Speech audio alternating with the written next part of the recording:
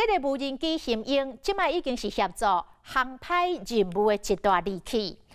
但是其实过去几十年来，农林航空测量所拢是透过一台老飞机，逐工为台南基地起飞，由技术人员伫咧空中拍摄航照图。只要天气好，要要规年烫天，逐工都爱出勤。啊，伫咧空中执行任务，都爱忍受温度甲气压剧烈的变化，而且碰工都爱阁有够力，因为袂使去变速。但是对这阵国土记录者来讲，会当为1万英尺悬的视野记录台湾，都是因工作上大的成就。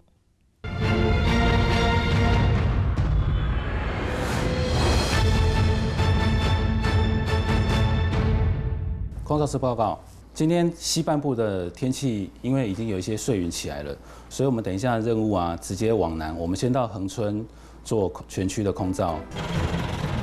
早时8点来到空勤总队台南基地，对机皮拖行出来，就是要带领咱飞就1000天的 BE200型航测飞机。守护人员甲飞行员详细检查飞机，另外一头空照人员嘛无用靠近镜头，因是农委会林务局农林航空测量所的技术，伫高空翕航照图，就是每天的工作。还有1万1嘛哈，等下1万1，对。教官现在下方是不是鹅銮鼻？现在我们下面对不对？好，那我们的航线就在前面了。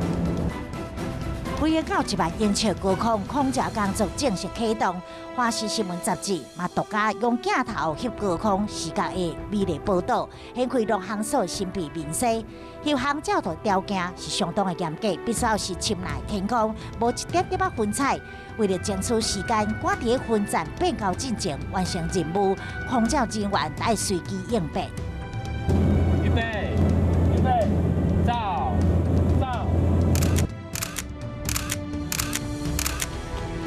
目前飞机的位置是在花东纵谷上方，原本下一个行程是要到花莲，不过他们已经侦测到前方的云层太厚，不适合空照，因此要马上改变航线。又有状况了。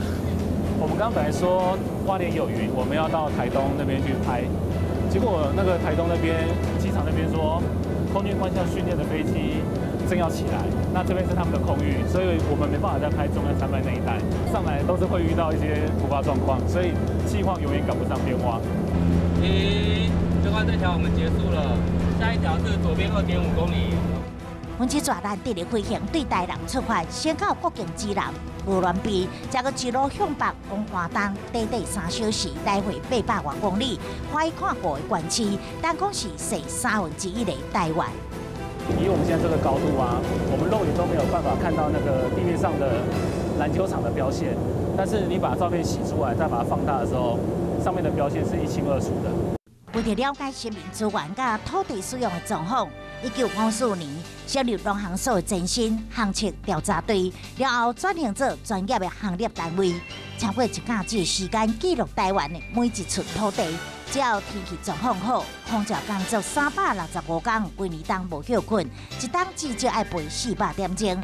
安尼无算轻松的工作量，都是由农航所7人小组负起责任。我觉得最辛苦的大概就是要忍受环境剧烈的变化吧，气温的变化忽高忽低的，对啊。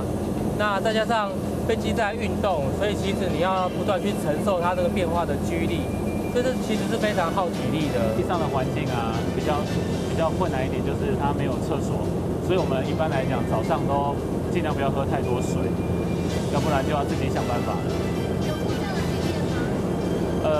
没有人真的发生问题啦，因为我们都已经习惯了。航空业影10档的李梦恒，甲有6档资历的李志英，早就已经惯习危险的高空工作环境。但是农航所的航测飞机机龄已经是38档，就算有严格维修检查，依然是所有空照人员家属上大的担忧。家人多多少少都会担心说，未来有没有意愿要换份工作啊？但是我觉得这份工作其实我是蛮喜欢的，做的事情是很有意义的，而且顺带的我们可以看一下整个台湾各地不同的风貌，它的美丽，甚至于它的哀愁，我们都可以一眼揽尽。所以这个是别的工作没有办法给我的体会。为这个工作，深深着迷超过所谓惊吓。农行所空照警员第1万英尺高空点名看台湾，记录跨越数十档的历史变迁。但是嘛，因为亲目见证过大自然的威力，更加对家乡的土地加一份珍惜的心。我们飞的高度非常的高，所以其实一些小小的灾害、小小的开发，我们在上面其实是看不太出来的。那但是像莫拉克风灾这么大的天然灾害，一上飞机都直接看得到，而且又吓一跳，这才是真正人类没有办法去克服的天然灾害。面对大自然的力量，对，才会惊叹大自然真的是很可怕的。从天空往台湾看，其实每一个角落都有它自己的美，大家真的要好好珍惜它，一起生活在这个土地上面，好好的保育它，跟它相处在一起。民众或许在全台的地面上会发现像这样的5个小方格，其实它不是随意涂鸦的，它是农行所的航空测量标。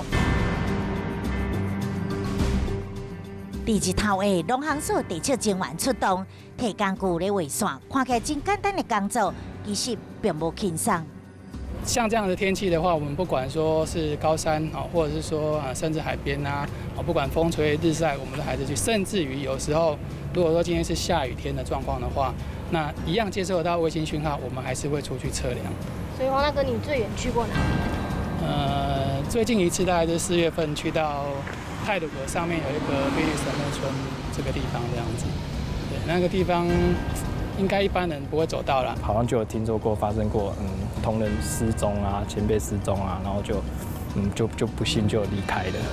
那好像有听说过什么有什么误触高压电，你不管怎样，这个工作你就是使命必达嘛。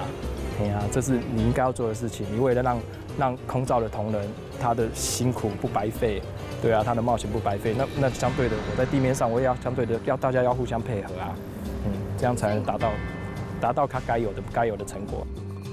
航空猎影除了机上的空照团队，也怪靠地面部队后援配合，互影像甲坐标精准对位。所来则佫交由台北总部同仁做多组的判色解图，后制作彩色的3D 影像图，记录台湾土地随着时空变化的历史时刻。